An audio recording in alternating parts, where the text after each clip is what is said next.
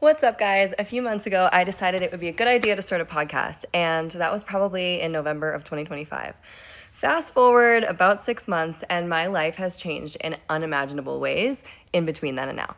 Because of that, some of the stuff that I recorded, I feel like is almost out of alignment with who I am now. So I am going to redo some of them, and some of them were great, so I'm going to leave them. But just know that the structure of this podcast is going to be a little bit different every week for a little while until I'm kind of sorted back into a routine that feels right.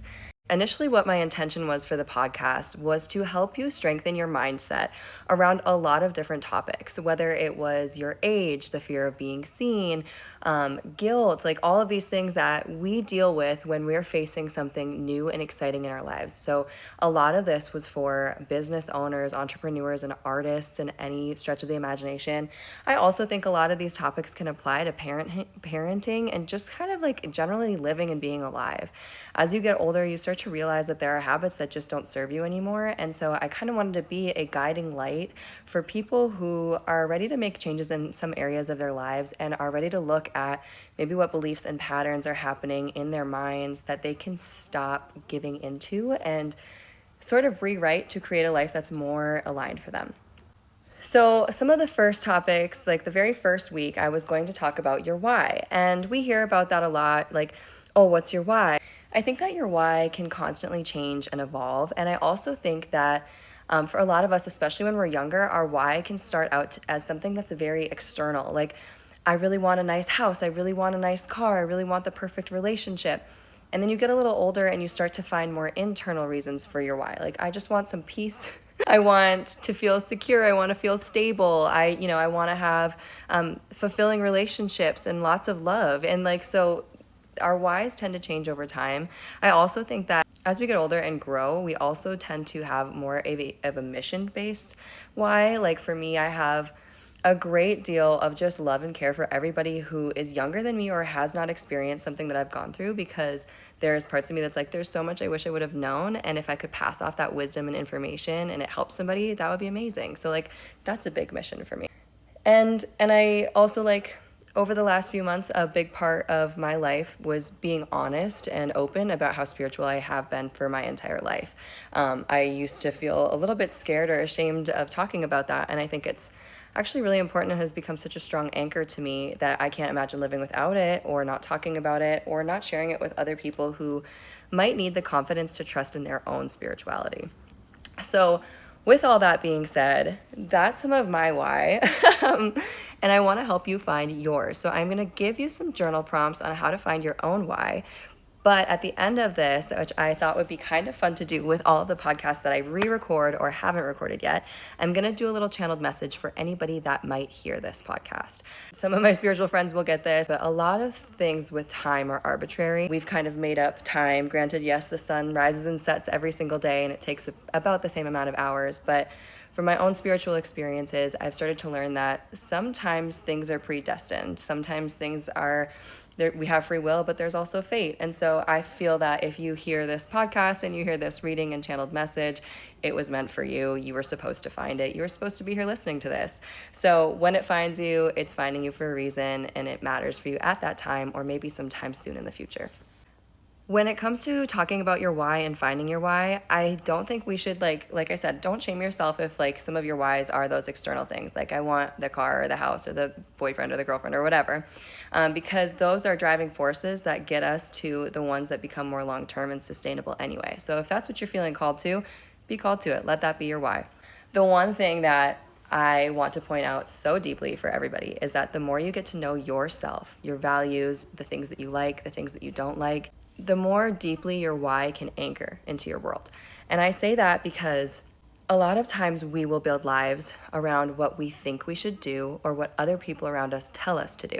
And it's very important that we separate external validation from our why and what we really want out of this life and what we really want to do with our artistic abilities or our entrepreneurial abilities. Because when you build it based off of what other people want, you're going to be constantly chasing after something that is inauthentic to you.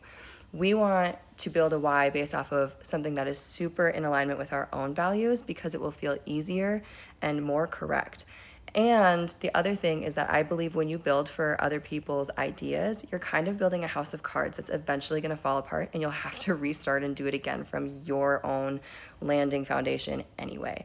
So lay the foundation now, and we will have another podcast in the future where we talk about external validation and why it's important to deconstruct that in your life, because that, I think that holds so many of us back from taking the correct path for us. And I always think that like you're always going to be on the right path no matter what, but the universe, your spirit guides, God is always going to nudge you back to the right path for you one way or another. So you might as well start now with what you believe is right for you and your why. If you don't know the reason behind why you want to be an artist, the reason why you want to start a business, it's very important to ask yourself the question, obviously why, but I like to ask it like 7 times because it helps you find the deep-rooted value that you have that is important to you. So for example, if I said that I want stability, I'm going to ask myself, okay, why do I want stability? Because I don't like being stressed out, and if I feel stable, then I'm a better mom. Okay, why don't I like being stressed out? Why do I want to be a better mom? And I answer those 2 questions. Well, I don't like being stressed out because it makes me feel like I'm not the right version of me, not the happiest, most playful, most fulfilled version of me, and I don't show up well to the people in my life when I'm stressed out.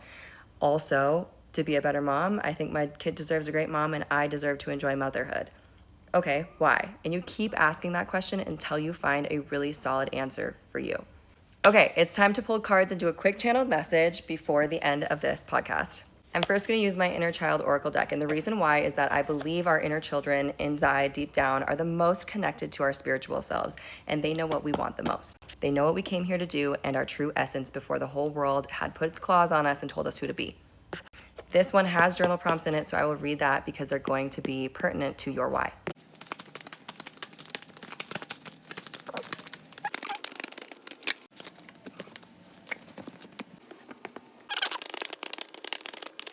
First card that came out for you is You Can Do Hard Things, and it's this beautiful little sailboat. It says, it's not as impossible as it may feel. 2, you do not have to go it alone. And there's another boat on the clouds. So I feel like, it says reach out for support in this time. I feel like there's a lot to do with like flow, like finding something that flows for you. And that was very important for me too, was finding something that allowed my lifestyle to flow instead of being so forced all the time. So I feel like flow is going to be important for you. I also feel like collaboration is going to be important for you, and leaning on other people instead of trying to hustle your way to the top all by yourself. So I'm going to read the journal prompts for these 2 cards, and then I'm going to pull a clarifying card, a what to let go of card, and then how do we bring this all into balance card.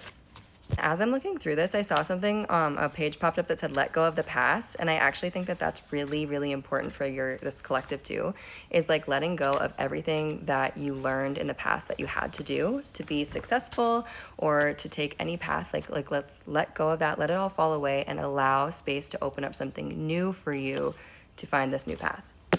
Okay, so from You Can Do Hard Things. This has come out in more than one of my collectives this week, so this is really interesting. There are many things in this life that we feel we cannot or should not have to do. It can be overwhelming to think about doing something that is hard, but in truth, many things we label as hard could be more appropriately labeled as simply time-consuming or long. Sometimes not wanting to do hard things can be reminiscent of mindsets we might have had in childhood, when we never wanted to clean our room or do our homework.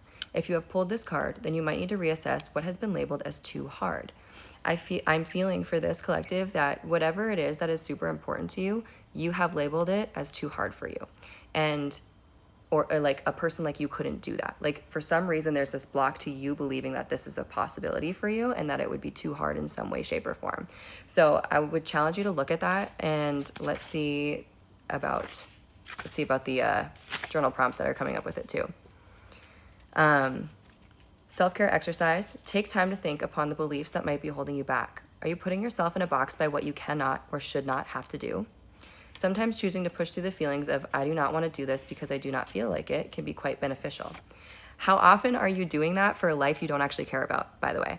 Because so many of us are taught to push through for something that we don't really want that bad. But if you're good at doing that already, can't you do that in a life that you really love and really want to build for your future? Like think about what would happen if you put all of that effort towards something you actually cared about. Okay. Responsive journaling prompt that I would love for you to do with this is, how do you feel after you've done a hard thing? Are you proud of yourself? Remember to highly praise yourself after doing this hard thing because you deserve it. I just had a conversation with one of my friends about this too, and we did this thing where we were like, hey, universe, show me how I am rewarded when I do this hard thing that I'm afraid of doing, that I don't feel safe to do. Like, show me how it puts me on the right path. So that might be like a good affirmation for you to feel like to build that faith and trust in doing the hard thing in the right direction for you. Okay, next we're gonna get a clarifying card on these. Okay. So there's this quote that I heard from Ed Milet a long time ago. It was, on the other side of this hard thing is peace. I'm saying that wrong. But it was something like that. Like, on the other side of you doing this thing that feels like it's gonna suck, there is peace. And so do that thing so you can get the peace. Came out at the Harbor of Peace. There's so much boat emphasis here, so maybe that's like significant to you guys, and like water emphasis, also clouds. So much of that. It says, find serene refuge in the peaceful embrace of a gentle harbor, allowing tranquility to still your water. The other one that came out that I think is really interesting with what we just pulled is it says, worth the effort.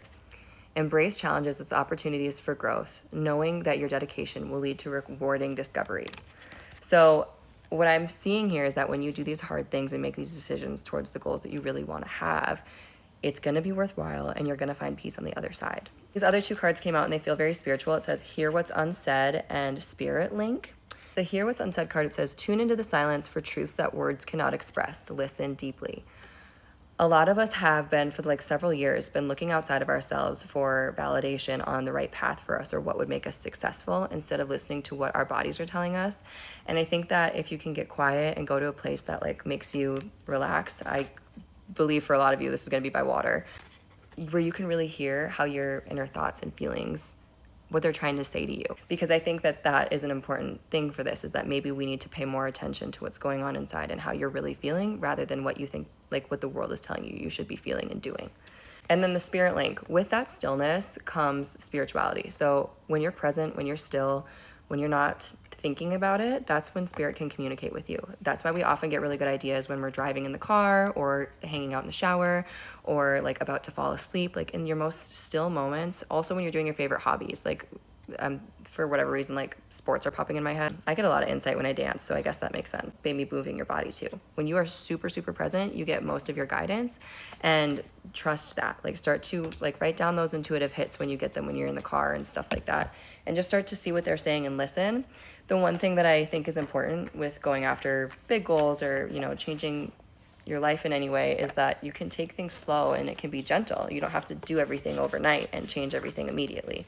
There's no need to be impulsive. Like, you'll be supported and have the time and resources and energy to get through these changes because they were meant for you. So let's see what we need to let go of. What does this collective need to let go of when they're redefining their why, and any advice that would help them get through this change?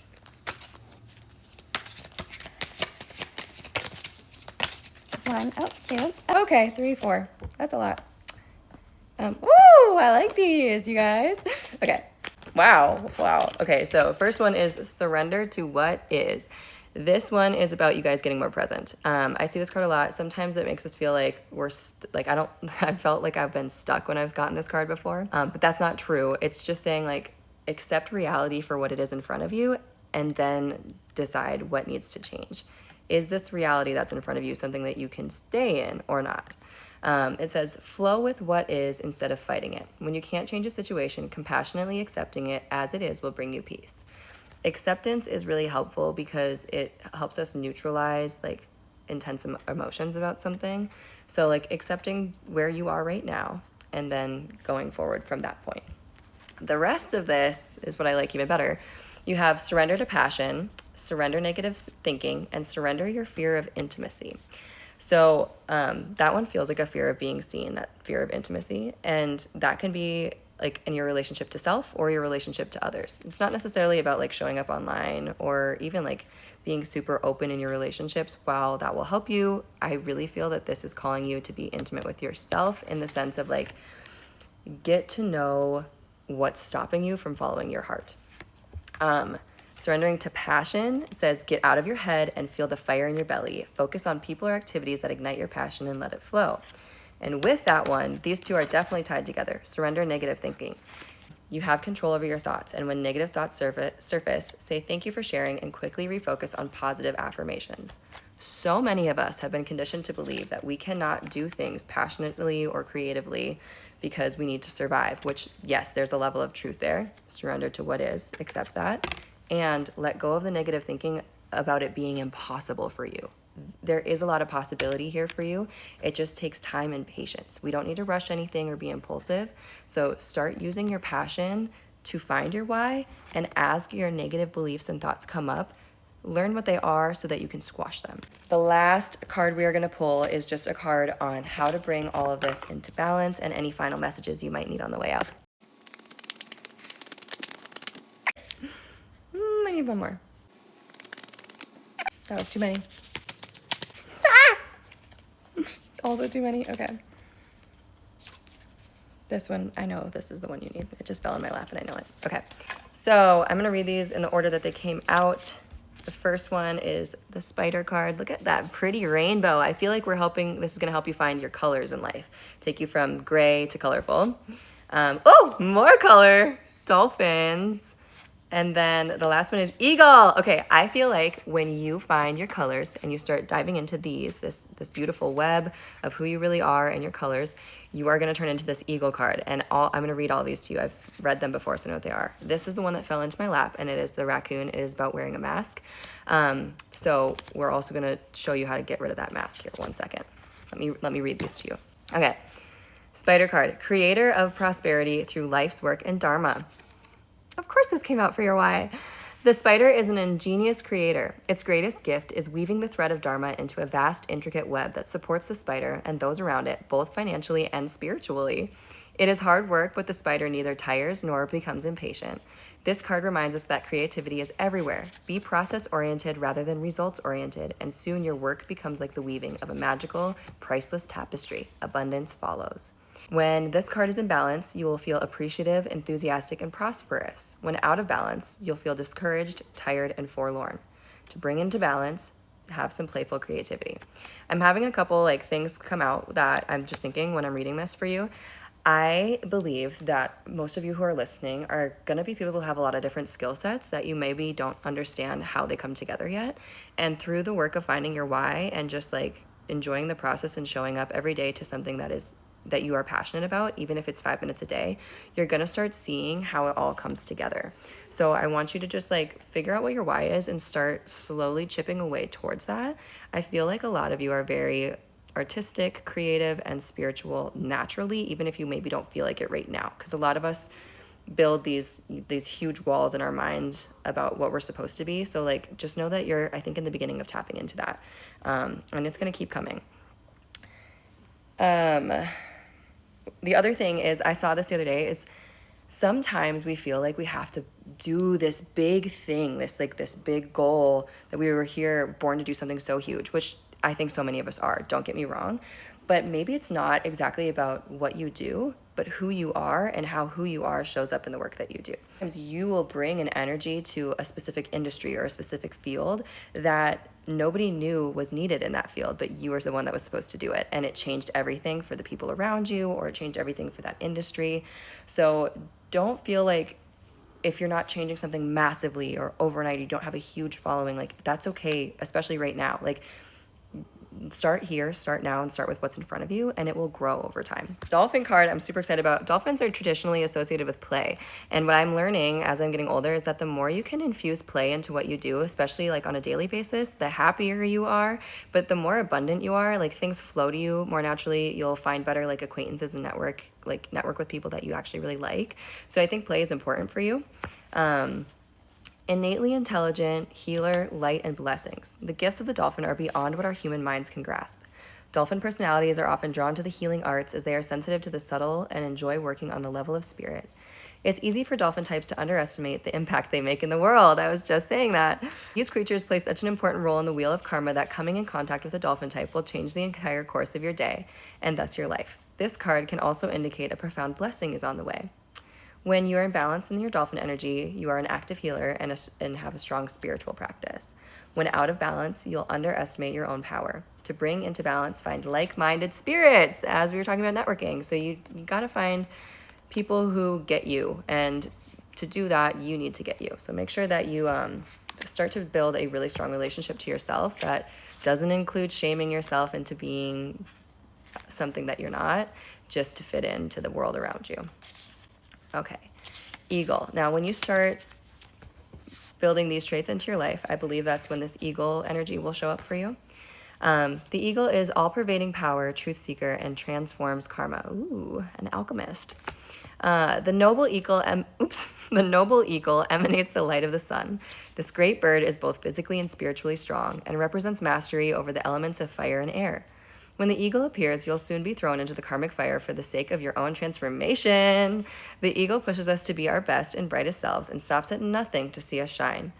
Grasp the sun in your talons and hold on for the ride. You are stronger than you think, eagle child. When in balance, the eagle energy is bright, radiant, and challenges, like the world around it. When out of balance, it can be controlling. To bring into balance, step into the unknown. I like that. Trusting in the unknown is, I think, really important for artists and entrepreneurs too. So I think it's just a good lesson to learn as you go on, and to just start learning how to put faith in things you can't see, because sometimes they work out better than you think. Like, I've had so many weird experiences where I've just been like, okay, I'm just going to try this, and then it just works out beyond belief. All right, raccoon. This is the last card that came out, and it was like, I was trying to get another card, and I got so many, but this one flipped upside down, so I was like, okay, this is the card. And I know that some of you guys are doing this, so I need you to come out of your box. The raccoon energy is very talented, but it is shadowy and in hiding. Raccoon energy is at play with all artists to greater or lesser degrees. At best, it indicates talent, tenacity, and skillfulness with a particular musical instrument or creative tool. Its shadow side points to an unresolved issue around self-image and success. Sometimes using a stage name or wearing a mask works in an artist's favor. Other times, it limits creativity. Am I who my audience thinks I am? What if I'm ready to grow into something more? Raccoon energy won't let us off the hook until this creative ego fear is resolved. The other thing about this that I want to talk about with a lot of you is that for many years, I was afraid to show up fully on social media because I knew deep down in my heart of hearts that I was constantly evolving. I'm a person that's like always going through transformation. And so I was like, well, if I show up this way, but then I change again in a couple years, like are people going to lack trust in me? And it's like, no, if I'm just honest about who I am and authentic, a lot of other people also grow and change and evolve, and they'll appreciate that. And they'll want to watch you through that. So I think it's okay to grow and change and be beyond who the people around you know you to be. It also inspires them and can show them that they can expand too. When in balance, the raccoon energy is a generous friend and an exceptional artist. But when they're out of balance, they're competitive and starving. To bring back into balance, create something new.